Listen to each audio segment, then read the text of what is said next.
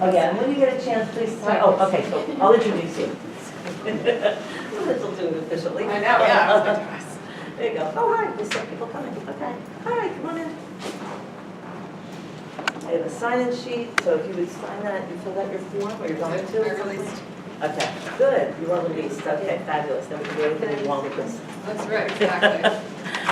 This is our release form. Thank you. Okay. So thank you for coming. I know there will be people who are coming and going. Trying to straddle two class periods is always challenging, but anyway, there will be time, as I was just saying before. So I'd like to welcome you to this Center for Faculty Development Teaching Workshop, and welcome Dr. Mary Ann Lloyd, Associate Professor of Psychology, who has graciously agreed to share some of the techniques that she uses to engage students, to help try to figure out when students are struggling and you know, address those problems head on. This is actually part of the series that I've been doing, that the Center's been doing for the last year and a half or so on just making one small change. So there are little things we can do in our classes that can have a big impact. And so I think this is the third or the fourth of these one small change things we've done. So by the way, if you have a small change to suggest, if you do a technique, whether it's beginning, middle of end, or end of class, but if you have something you'd like to share, let me know. I'm happy to have you come and do a workshop as well. Always looking for ideas for workshops. So yeah, have a seat, that's fine. You can sit with us. Oh, okay. Somebody's here too. So, all right, well, thank you. Mary Ann, take it away. Thank you. So thank you so much for having me. I want to say that I am actually going to give you a bunch of options. Yay. Because I'm incapable of choosing my favorite. And just to start, I want to give a little bit of background of where I'm coming from. I study memory, that's my subfield, and within that I interface a little bit with the field of metacognition, which is sort of knowing what you know and recognizing what you don't know. And so as I've evolved my teaching over the years, I think once we become much more comfortable with content, sometimes that can give us a little more space to then think about how that content is getting portrayed. I'm also going to state that a lot of these ideas aren't mine. I don't lie around having brilliant ideas. I think that there are, I'm guessing for all fields, there are great Facebook groups. So we have a Society for the Teaching of Psychology. I get a ton of good ideas from there. I get good ideas from colleagues. I probably have been, maybe I crypto plagiarized something from a Center for Faculty Development talk that I heard, and it's unsighted, so you can send me my plagiarism fine later. So the first thing I think is really important to recognize if class isn't going well is it's not necessarily you. Sometimes it is, but it's not always. The one thing to recognize is the idea of task switching. And that's the cognitive psych term for the fact that when you change gears, when you ask your brain to do something else, there's a cost in terms of reaction time and delayed comprehension. And what I think we can sometimes fail to remember is that we ask students to do an awful lot of task switching, both on kind of a global level in terms of the breadth of courses that they're taking at any given time, and on a local level, like within our class, both in terms of content, like moving around to different topics, and in terms of the distractions. And we're going to talk about, you know, the most nefarious of distractions later, right, the cell phone. But we're doing a lot of task switching during classes. So I think that's one thing to keep in mind when I try to think about how my class goes. I try to be careful of a lot of costs from task switching. I think the other really important thing to recognize is that we come into the class learning almost backwards. We know where the class is going, they don't. And that is the way that memory works. It's much easier to add memories onto really strong memories, which is hard, right? Our students come in, I think of it as like building a wall of learning. You might like a different object, choose your own. But we're trying to put bricks on here. But I already have a really gorgeous wall of undergraduate statistics. Like I tell them, you could find me anywhere, anytime, and I could tell you how to do a t-test as easy as I could tell you what my kid's name is, right? It's just like that. We've just spent 3 weeks on t-tests. I am positive that when I run into my students other places, and I joke that I'm going to do this to them, they can't do that, right? So it is hard for me to remember what it felt like not to understand what a t-test was, right? So you can think about the thing that you come into class so passionate, so excited to teach, and they don't look so passionate and excited. I'll pick on Elizabeth because I think I've talked passionately about teaching with her. Like, what do you love so much in your classes? What's the lecture you just can't wait to get to? Actually, it's more the exercises and things about creativity. I'm just excited about making business people creative. People can be creative, but when you walk in, you're walking in with so much background knowledge about creativity. So some of the techniques I'm going to talk about are meant to help us figure out where, if there's a large disconnect. And I always think of the story that my dad loved to tell from his undergrad days. He's a math teacher. He was in a math class and the professor said, here's this, and then it's obvious from that that there's this. And a student actually said, you know, that's actually not obvious to me. According to my father's memory, which I study memory so it might be flawed, 3 blackboards later, there was that connection, right? But in our brains, that does feel easy, but it doesn't feel easy the first time that you see it. So I think that those are the two to keep in mind that the students in the room are bouncing their brains around a lot, and they're constructing, whereas we're trying to deconstruct, and sometimes we don't give enough information. So the way I thought that I would make that first point a little bit more clear is if I come in here and instead pretended that we were having some sort of life betterment talk, and we wanted to all talk about our goals for spring semester, that maybe I should try to take on knitting, painting, or some other art class, because I just heard a Brené Brown talk about how important creativity is, and I'm going to be department chair. Okay, and also I tried to do knitting before and it didn't work well, and you currently would be unable to tell whether my 6-year-old or myself did a drawing, so these are not going to be my strong suits. I'm definitely going to start to cook more complex dinners instead of just buying cookbooks that have them. I'm going to train for my first relay race. I'm going to get my kid doing some after-school activities because, you know, I'm not doing that, and I'm using parenting breaks, and I'm in charge of this library volunteering subcommittee. How would we all feel about those goals for me, right? Would some of you try to stop me? Perhaps. Right? I don't know, Marianne. Certainly from the dinner part, I would stop. I think about your advice a lot, Mary, which is to bake and not cook, because baking lasts longer than the 20 minutes that people shove food in their face. Exactly. So I often remember this, that yes, not to spend too much time on dinner because it doesn't get appreciated. That's right. But most of our students, this is actually what their lives feel like though, right? They're in classes that are completely out of their comfort zone, those first 3 sets of things. There's some things in their major that hopefully they're building on before. And there's some things that they might have had some experience with for a while, but you know, a lot of our students aren't parents, but they may have siblings at home, or they may have jobs, or they may have other things. So I try to be cognizant. It is their job to learn. I'm not trying to suggest we chop down our standards, but I think it's important that we do that sort of perspective taking. I often think, you know, I have a hard time juggling my 3 courses. They're trying to juggle, I think some of the science majors do 7 different classes their first semester, right? Because they have U Life, like our orientation to the major class, an intro psych, and the journey of transformation, an English 1201, and maybe a math class, and something for the core. It's a lot.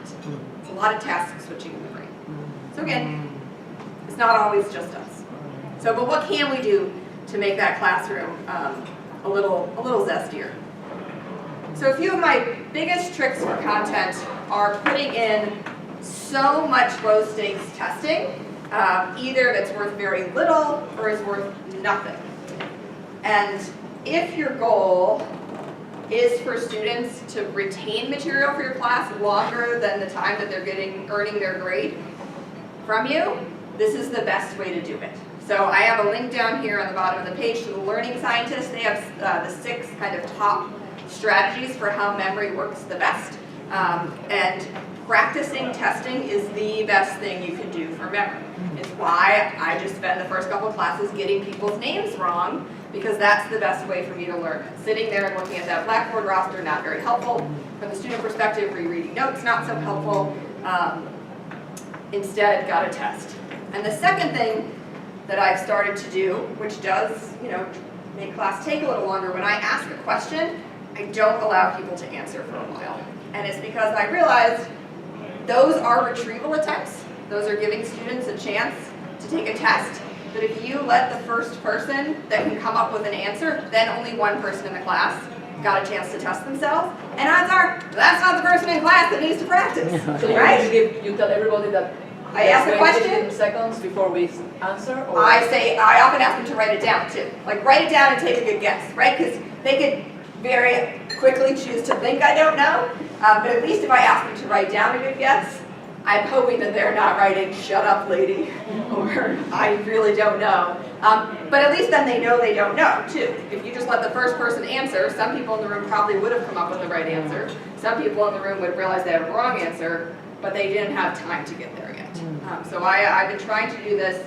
And of course, some of these tips might be a little content dependent. In a class like statistics, where there's a concrete answer, what kind of test do we need to run now? That's very different than when I teach journey of transformation. I'm not just going to say, all right, everyone come up with the answer for what is real. Take a couple seconds. We're going to come back and I'll let you know what the answer I have. The other way I figured out to get a much better sense of what's going on in the class is to do more small group work and to wander around. You can pair this with a low stakes quiz, so I'll often do a quiz and then have them work together. I like this for two reasons. One, it builds some nice rapport in the class, but the other thing is that I'm tricking them into giving me information that they don't want to give me.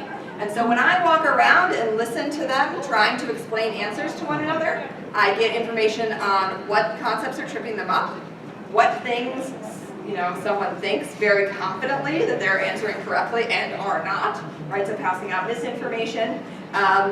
And I get a sense of what it looks like from their perspective, right? Because the way that I'm thinking about it again is as someone for whom this material is incredibly clear, well, what is it? How do you explain it when this is the first time you've learned it? And that can often give me some good insights about a better way to approach material. Again, pausing and letting them do group quizzes, that does, change. That's taking up time in class. We get 75 minutes. But I was listening to a teaching podcast, and the person is in charge, the president of Psychi, the Honor Society for Psychology. I guess in our field we're having a big content versus skill debate. Where do you want to put your focus? And he said, I'm very clearly on team skill, because I think one of the most dangerous words that we use when talking about teaching is we say, oh, I covered that. Right? I mean, you can cover things, but from a memory perspective, you're not going to be there in a week or an hour. So is that really what you want to do? I sort of thought of it as like pimples, right? You just cover those. They don't go away. You actually haven't solved any problems. So I am moving more towards being very deliberate about the kind of content I want and going for a lot more depth. In our intro psych classes, we say in the syllabus, intro psych is part of the MCATs now. I can't promise you that every potential question is going to be part of this class. It's partly your responsibility. So I think that that's, I understand that there may be some classes where you don't have choice about what to, I figured I might not remember to ask later. For the quizzes, do you then because I know a lot of people teach very large classes. You might be teaching a very large class for that matter in psych.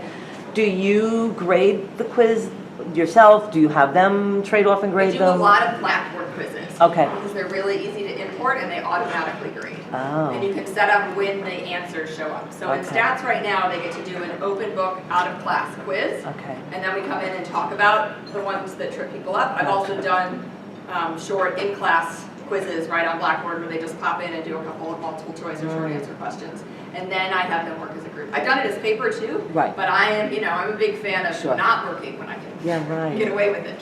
So if people don't know about Blackboard, you can write your quiz in Excel and then import it into Blackboard. So that's so much easier than working with like one question at a time, which I did for a while, and I was like, why is anyone doing this? Right. It's much faster to do them that way. And it grades it? It grades that it. I didn't know. Yes. Oh. Yeah, so I really love the true-false because you just need to write your question in one column and the next column is what the correct answer is, true or false. And then yes. Oh, I think we need a workshop on that. Okay. There's a tutorial. There is. Okay. Excel. How can we just do it? Yeah, import a Blackboard quiz. Right. You save them as a CSV file. Oh. No, a text file. I save them. I write them in Blackboard. I save them as a text file. Yeah. And then it imports. You just go when you go to build the test. You click import test. The TLTC has a little video clip on how to do there that. We go. Okay. Yeah, we should get them to do a tutorial on too. And it does item analyses, which is also great. because then it tells me these are the items that students aren't doing well at. It has some classifications for hard questions, medium questions, easy questions. So that's just another data point for me to realize Wow. Thank where we you. are. I'll go to the back and then I'll go to the front. Yes. What would you say is the value of doing like, so I had a friend who did this thing where every class she started was a few quizzes that was on the PowerPoint and like the class answered as a collab. Oh, sure. Right, so Top they hat didn't type get, system, yeah. yeah, they didn't get graded for it, but they got to practice material, I guess. I don't know, like what do you? I think that's about great. that? That's a retrieval practice. And what I really like about it happening at the beginning is that that's sort of reminding their brain, like, oh, right, there's this stuff in here that I'm going to want to access. I worry sometimes when we walk in and we just start talking, they're kind of task switching because they've just, finished sending a text or they looked at their planner and had that nauseous feeling realizing there's an exam tomorrow or whatever. This sort of gives them a chance to get their brains where you are and a chance to see, without prep, do I know this, yes or no? Because that's the other really important thing about testing, is if something's sitting in working memory, like we just talked about it, that can give a real illusion of understanding to the students. If you question right away, it's all, like as soon as you meet someone, you know their name for 10 seconds. And then an hour later, when it's socially inappropriate to re-ask for their name, you realize you wish you would have done some memory strategies, because now it's just, hey, you like red wine too, right? You're hoping someone else will save you. So yes, I think that's a great option for both those reasons. Test their brain and helps deal with that task switching delay as they kind of get into the the zone of your course. So even if they don't get graded for it? Even if they don't get graded. Yeah, I would tell them that I'm not giving you grades on this now, but it's like I'm trying to boost your grade later. And I think that that's the more explicit you can be about that, because I think that students don't necessarily think about thinking, right? Their perspective is very particular. It's, I'm taking this test and it's having this outcome. But we've done studies on what students do to learn and what kind of study skills they have. And Amy Hunter from my department and I we did a survey to ask what you all say, and it's not the best advice. It's not the most effective. Testing, if I can make students do two things, it would be test themselves and space out their study sessions. The other four are nice ideas, elaborating, generating concrete examples, and dual coding. Those are like icing on the cake. Great students already do this. That's the other issue. Is that the students that are doing the best, they naturally do those things. It's the struggling students that rely on things like rereading and highlighting. Benford, and now I'm Do you find that our students participate when you do a 0-point quiz, or are there some students who... They all participate, yes, yes. Yeah, I think social pressure is really helpful. I mean, I haven't taught intro psych, which is a big lecture class, but in that I would just wander around. I think part of it is kind of what you model too. We'll talk about this a little bit later in the class. Like, I think you can create an environment that encourages participation, and I think you can create environments that discourage participation. So that's something else to think about when you're making teaching choices. But yeah, so far they all seem to just do as told, which I appreciate greatly. Also, as someone that obliges. Yes, I will do that. Elizabeth. Just I for forgot, you were people's supposed to be general second. information, Coursera has a free class on learning how to learn, which I did over the summer 2 years ago, and it was taught by a woman who hated math and now has a PhD in math. Oh. And she explains exactly, like you're saying, break it into chunks, repeat, test yourself. Because when you're taking a test, you're really not, it's more about retrieving the information than knowing the information. Yes. And that kind of stuff. So it's all in this, it's really well done. Oh, good. Coursera? Coursera. All right, so you send it to me, and I'll attribute you. I'll stick it to the end of the slide before I send it to get uploaded so that people can find it. I will come back to you, but I promised to come to you like half an hour ago, but forgot, as I predicted I would if I didn't have an external memory. You're making the quiz on Blackboard and you're delivering it during the lecture time? Well, sometimes, it depends. I've done both. I've had them do them before Because class. sometimes they can not come to the lecture and then. Yes, right? yes. Then you have- Yeah, which I'm also fine with. I tell students, data says students that come to class do better than those that don't, but I don't take it personally if you choose not to come to class. Now, a class like Journey of Transformation, it's very different rules, right? Then you have to be there. But for stats, I honestly, the student that's gonna be amazing at it and looks bored the whole time anyways, I don't want them in there, right? They're putting negative energy into the room of like, oh, why are you so not stat-tastic, right? I'm in there for the people that actually need some scaffolding. Yeah. So I think about that when I decide. I'm fine with students doing that before class. And if they should be in class and they're not, then the grades on their exam will reflect that too. Learning opportunity. Yes, I'm Margarita Balmaceda from Diplomacy. Uh-huh. How would you apply some of these techniques to classes which are not stats, which are maybe closer to the journey of transformation, like I teach, also in politics? What I'm going to do, put a quiz at when did Stalin die? The beginning of the class. That's not what I want them to take out of the class. Right. I want to take out them because that's the love of the subject. So then I would do low stakes quizzes that were something akin to last week, the broadest topics we talked about were this. Write down 5 things you remember happening from class or from prepping. And I bet some students are going to get to 2 and be like, man. But then again, it tells them, you know what? This made sense while I was sitting there. I knew it then. I don't remember it. And again, that still serves the purpose of reminding their brain, oh, this is what we're going to work on now. Yeah, so they don't have to be as specific as something that could be true, false. Because I'm with you, right? I mean, I don't ask them to memorize who invented these tests. I don't ask what dates things happened in Journey of Transformation. In fact, if you ask me those questions, I get them wrong unless I had a 500-year option on which either side to be right about. All right, so the next, and so we can kind of, this is related, right? But just some time to refresh the material and to review, I think, is so important. There are times that I'm sitting in stats and I was like, oh, I feel like I'm repeating so much, and then someone asks a question that makes me realize I could be repeating a lot more. I think we don't realize often how much more, it's called the curse of knowledge in the literature, right? Once you know it, it seems so much more obvious than before you knew it. So taking time to refresh and review is not wasted time if it's the most important pieces. I think we've technically got till 1, right? Yes. So I would like to do my next trick. I think works much better in demo form. Interactive, so everyone needs a partner, please, and you need to have a cell phone or other timekeeping device. We're going to collect data. You can't ask a psychologist to come and not. I can't use these Do data. you use pairs or could we do 3? I would prefer pairs just because it'll take longer because everyone's going to do the tasks. Do we have anyone There's some people unpaired? back here. Your pair. I'm also, I can participate. We have an odd number? Melissa. You can play with Melissa. Oh, there you go. Melissa, play. Go ahead, yes, Melissa's playing. This is Melissa, our TA, so for faculty development. For those of you who haven't met her yet. She's very lovely. Okay, Taking so some notes on what we're send going myself to you. do is we're going to take turns. So first decide who's going to be the timekeeper first and who's going to be the speaker first.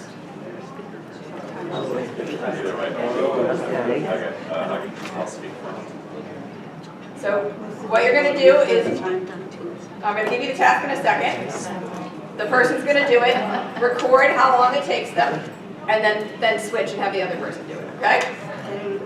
Yes, so, yep, you are going to, are you going first or are you recording first? She's recording first. Okay, so I'm going to tell you what to do. You're going to do it as quickly and accurately as possible, standard cognitive psychology instructions. Okay. And then you'll write down the time and then switch. Okay? Are you ready? And what does she have to say? Here's the test. Are we ready? I would like you to count from 1 to 26. Go. Ready? 1, 2, 3, 4, 5, 6, 7, 8, 9, 10, 11, 12, 13, 14, 15, 16, 17, 18, 19, 20, 21, 22, 23, 24, 25, 26. Wow. That's so good. I love that. Don't tell me how to talk.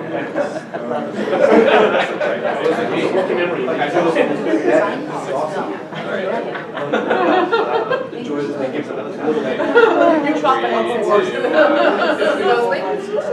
do the same task?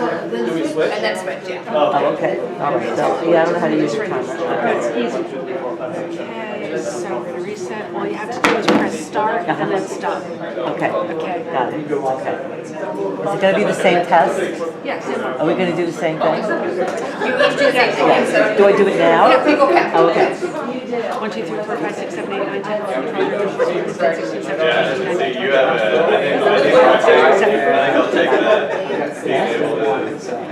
I only have the one, so. I wonder if the second person always goes faster. Everybody done? Yeah, We're gonna collect data, okay. but we've still got 2 more things to do, but it's very important that I do this in the same order each time, so. Go ahead first. How many seconds? 10. 10? 9. Oh, 7.01. Just to the round, to the nearest second, although I Okay, like your 7.0. Well, 6.68, so it'd be what, 7? Okay? Bert? 6. Both 6, okay? I don't care what order you go in as long as you repeat it later, so if you want to like circle around. 9. 9 and 9, okay? 12 and 7. Pardon me? 12 and 7. 12 and 7, okay? 9, 10. 9 and 10. 6 and 6. English is my second language, so it's 12.3 for English, and Chinese is 5.5. Whichever one you prefer, as long as you're going to, actually I need the English because of the next Yeah, task, but, 12.3, okay. and this is why we do it within subject design, but I won't do a lecture on why the variability is better. Yes. 7, okay? All right, so same deal, except now I'd like you to time each other while you recite the alphabet from A to Z. Okay? Go ahead. You want to go first for me? Okay. Ready?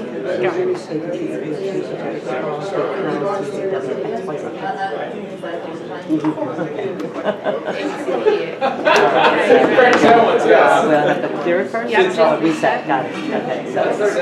Okay, we'll stop, we'll do it again. I'll reset, okay. I, J, L, N, O, N, P, Q, R, S, T, U, V, X, Y, Z. That's pretty funny. I'm a numbers girl. It's hard to just. Yeah, actually, that's what I'm writing. Yeah, That's okay, so there you go. I think we need to, that's my I always wondered why they didn't know. Like, you know, Pretty when you. funny.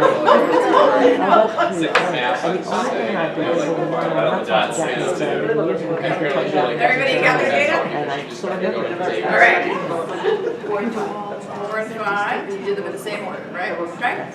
Fifth grade. For us, 4, 9. 9. 4. So well matched. 9, 8. 9 and 8. No, you have 8, I have 9. Oh, did you do them in the other order before? No. Okay.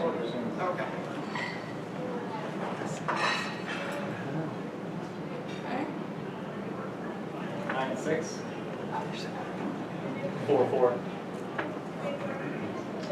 4, 23, and skip a couple of. Okay. 6.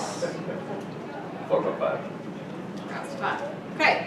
For your final task, we're going to put these together. I want you to alternate, task switch. So I don't care if you go letter number or number letter, but you need to do 1A, 2B, or A1, B2. Okay? Is the time the whole thing? Time for the whole thing. Yes. Yes. Okay? Please begin. So you start with either E5, F6, G7, H, 8, I, J, 10, 11, 12, and 13, 14, 15, 16, Oh, that's crazy. Oh, that's gonna be really bad.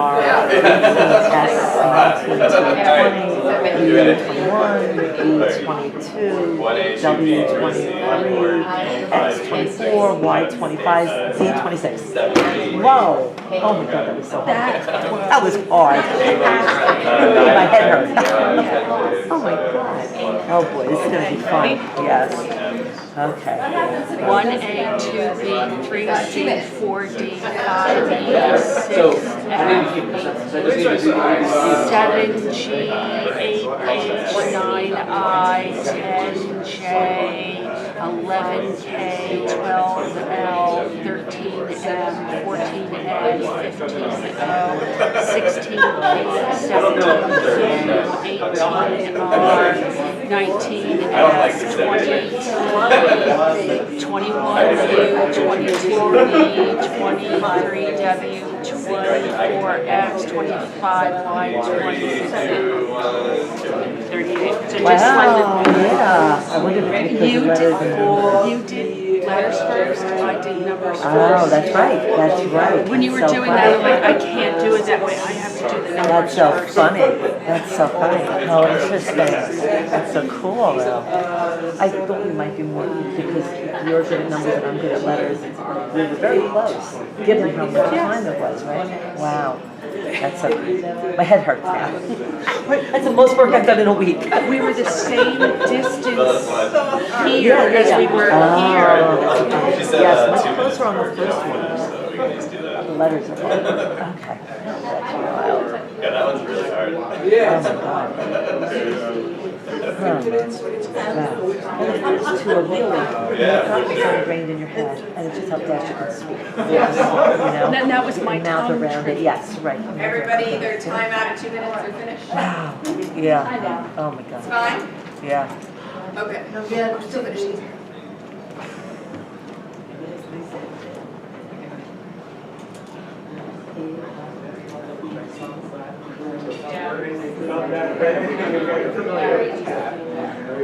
I think that was probably the way you use your fingers, I hadn't thought about that. That was smart. Yeah, What, and it kept using the same answer, it Right, wasn't, yeah, yeah. but it was just a placeholder, absolutely. even if I just kept doing Yeah. that. Yeah, because in my head, I'm visualizing the letters down the alphabet, the numbers, the everything. Yeah, right, yes, and I'm very visual, so I have to, I can see it, that's so funny. So there's do it on time. Oh, 35, we're doing it. Because again, I think when I was slowing down, I was almost like this, then this, then this, then this. And it wasn't about the time, it was like more in that precision and that Right, rhythm. absolutely, yes, yes, once I got into the rhythm. Still, that's crazy. I think it's really so interesting that you did it the opposite way. I didn't even realize it when you were doing it. Oh, so you did it, I'm like, I am not doing that with her, because she gave the instructions number first. Right, ah, oh, did she?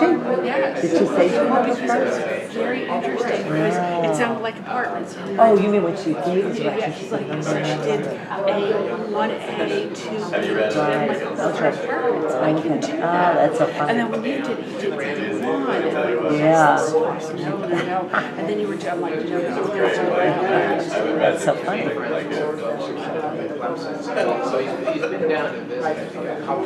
right, no more hot water.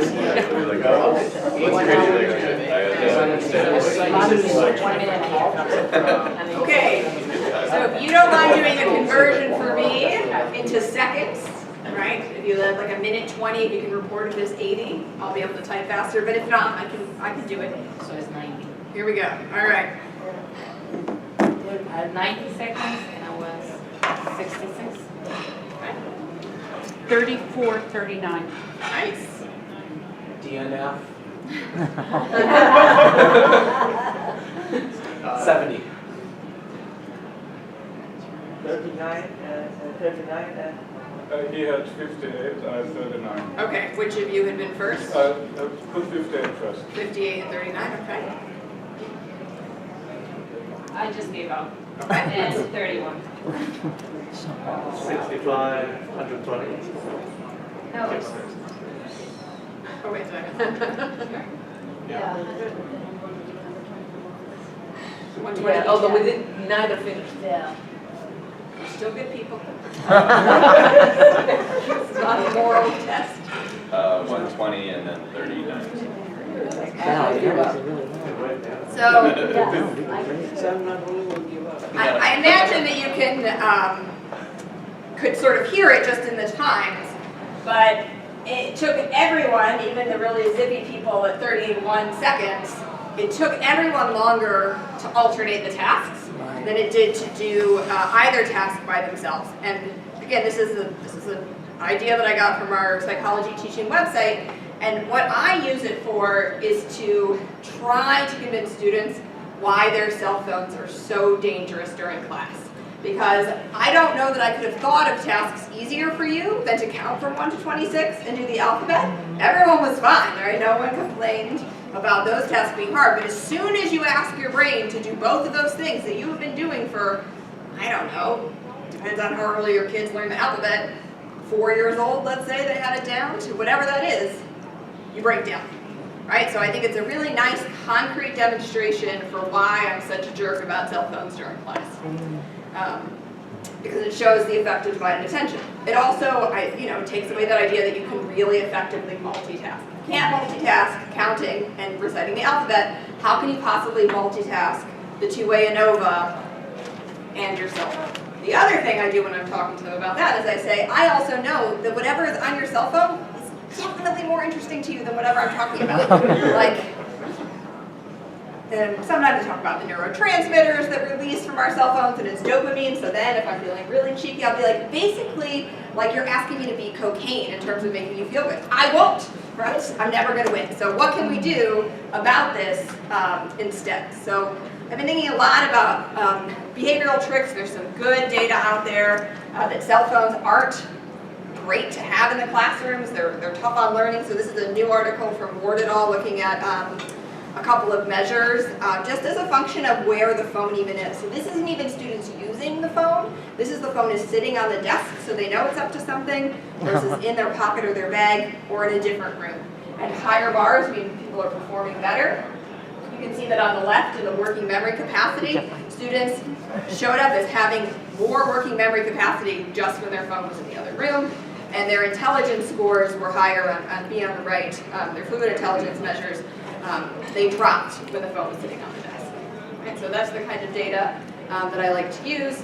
What I've done this semester, instead of just glaring and yelling, is I decided to use learning theories and use a positive reinforcement approach. So what I just did one day after Dr. Hunter sent me an article with this idea, I just said, hey, who would like a little bit of extra credit if you're willing to just leave your phone at the front of the room for the whole class? And I had barely gotten most of the sentence fast extra credit out of my mouth. I feel like they would have just given me their phones forever. And after the first day, I had a student come up and say, I can't believe how much better I could feel myself concentrate from not having it. So I did it in all my classes. No one has complained. I think they're either indifferent or they're appreciative. And it doesn't have, I didn't even tell them how much it was going to be. Finally someone was like, so how much extra credit are you giving us? They would have done it, right. I forget what I agreed to, something, right? Something you can always adjust by just making one question harder, right? I think that's the other thing, is that you have so much more control than the people that you're teaching, right? So I think that's another good strategy. And then in my stats class, I moved it to 3 days a week this semester because I think it is better for them to only be able to escape two days before they see me again. But in other classes, when I have a long, hour and 40 minutes, I just give a tech break for 5 minutes in the middle. I basically say, here's the deal. I get that you're totally addicted to your phone. I'm kind of addicted to my phone if I don't leave it in my office. We're just going to take 5 in the middle of class. If you can agree to not be on your phone the other times, I'm happy to give you that space. And students on the evaluations, they appreciate it. But then I could tie it back into, this isn't because I'm an egomaniac and my feelings get sad when you aren't paying attention. This is because I'm a person, all right, it can be for you, Bert. This is because, I'll tell you what is sad, is you coming back to stats again with me and hearing all these jokes again for another $6,000 next semester, right? That's a much sadder outcome. So those are 2 behavior tricks that I have found to deal with the cell phones. Great for time. The other thing that I just came up with, and this I guess is stolen out of some kind of the management world or the people development literature, I know, when you have friends with other people, you get things, the idea of a reverse outcome activity. And so what I had my students do on Monday was think about what's the worst possible outcome for you for statistics class, right? Which is to fail. It's not a very hard question. And then I had them write down, if you wanted this to happen, what are all the things that you could do to make it happen, right? Skip class, don't do homework, don't use my book for the quiz, don't bother practicing for the Don't buy the exam, book. don't watch the videos, don't Don't come to buy the office book. hours, don't get a tutor, procrastinate, right? I mean, we've got a long list of behaviors. And then, are you doing any of these things right now? Are you actively engaging in behaviors that you just said would help you have an outcome that you don't desire? I think this is an activity that's useful in a lot of domains of life, not just for students, right? Like if my goal is not to gain 10 pounds on Halloween candy, right? I know the behaviors that could make me achieve the gain 10 pounds goal. Buy candy at Costco, wander through my kid's bag after she goes to bed, right? Hit the clearance rack tomorrow at Stop and Shop. There's a lot of options out there. Right? Oh, I'm engaging in these behaviors. It looks like I'm now actively participating in a goal I don't want. For those of us that are trying to, there was a great talk last year on how do you get writing done during the semester. Right. How can I, if my goal is my worst outcome is to get no writing done this semester, what are all the things I can do? Right? How many of those things am I actually doing right now? Right. Pretty much all of them. So I just learned about this on Friday, so I did it on Monday. Because my question would be like, speaking of diet, right? So like a lot of times we will make these goals, but then a week after we're like, well, forget basically. It's not that we consciously make the decision, I want to gain fat, but you kind of forget the commitments that you made to yourself. So how would you imagine reinforcing this throughout the semester? So I would probably use this after the first exam, because the first week of class, we're our ideal selves. You're absolutely right. Right? The first week of class, we come to class, we're on time, we're on top of our workload, but I think after the first exam is when you can help students kind of process. This is, in most of my classes, I do leave wiggle room to fail, because no matter what I say, no matter how I write in the syllabus, like these suggestions aren't from me, these are from working with hundreds of students.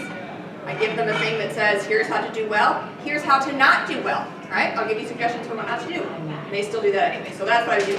To answer the eating question on a whole other topic, the book, The Beck Diet Solution, will solve all those problems.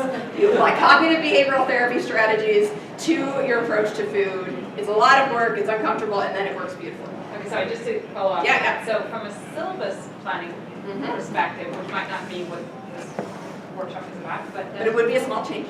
Right. When would you put your first test or your first exam?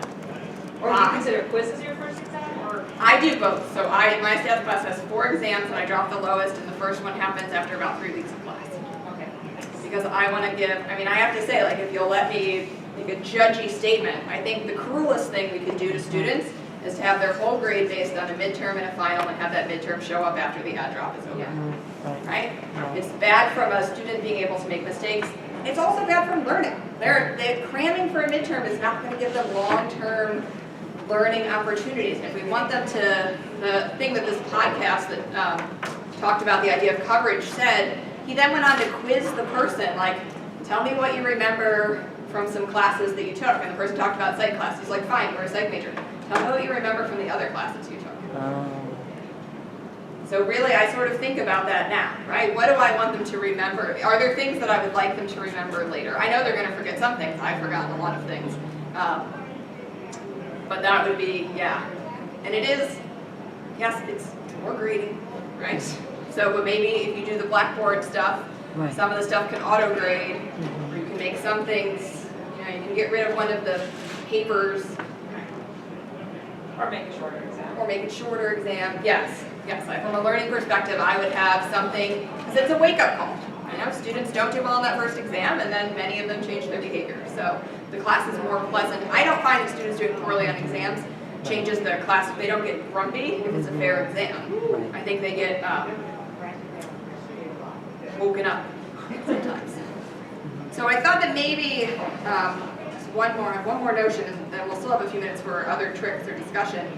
There's a new article in Teaching of Psychology about what constitutes poor teaching. They've done a lot of studies on what constitutes great teaching, but they did kind of a progressive 3-part study to ask, I might have even emailed you this, Yes, you Mary. did.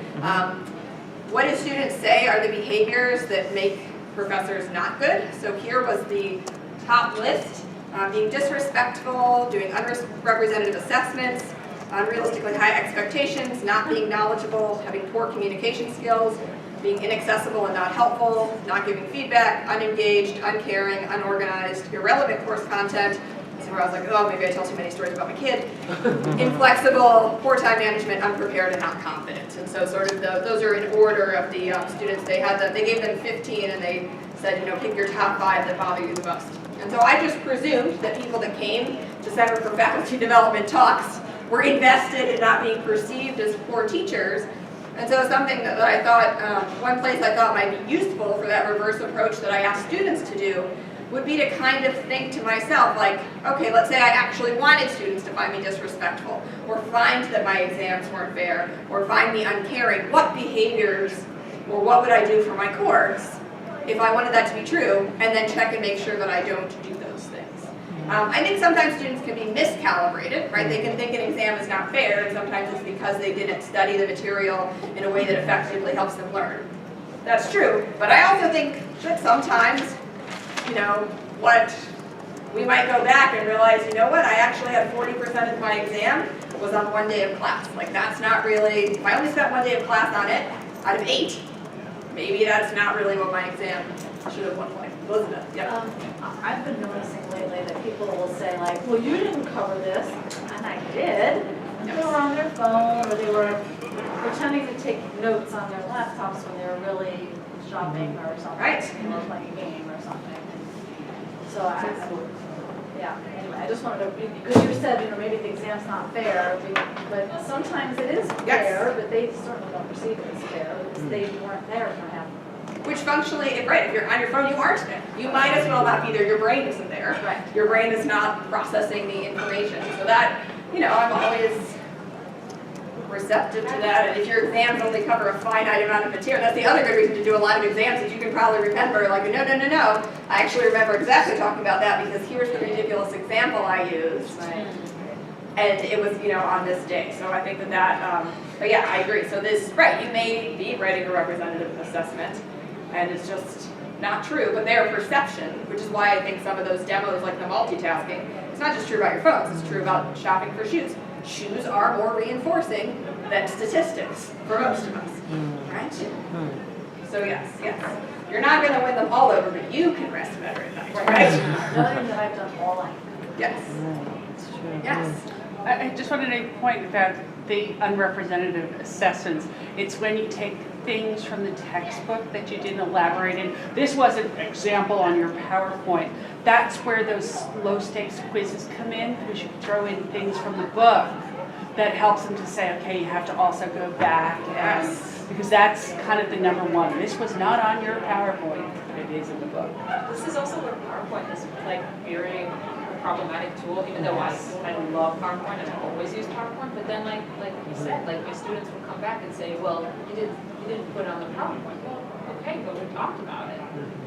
So, and I think being really explicit over and over again to the point that you feel redundant, but I think sometimes is necessary, because I have heard students when they talk before registration time, like there are people out there for whom the test is just a PowerPoint regurgitation. So they've been reinforced for that behavior in other contexts. They don't know it doesn't generalize to you.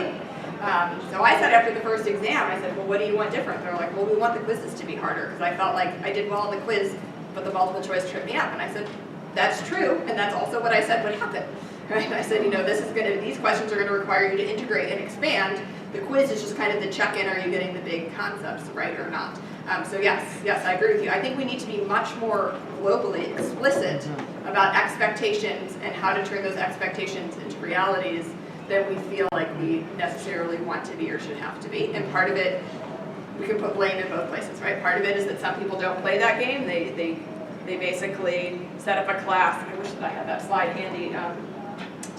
Stephen Chu, basically says there are classes for which the deal is, you sit here and listen, I'll tell you exactly what you need to know, I'll write a test that lets you spit it out, you'll get a grade you like, and we'll both walk away happy, right? So I think that if we're not running those kinds of courses, that we probably need to make that clear and then explain why. This is the reason I could do it that way, here's why I don't, here's all the reasons I think that this is a better way to make choices. even though sometimes I tell them all the reasons I would be happier, right? I could talk more, I could grade a lot less homework, you'd give me higher evaluations because your grades would be inflated, but here's why I make the different choice. But yes, I agree that's the big sticking point, is realizing that just because it's on the PowerPoint, not on the PowerPoint doesn't make it not important. And you can't do something like you're saying, the kinds of thinking, Margarita, that you were talking about, wanting students to do big picture, right? You want them to be making those connections themselves.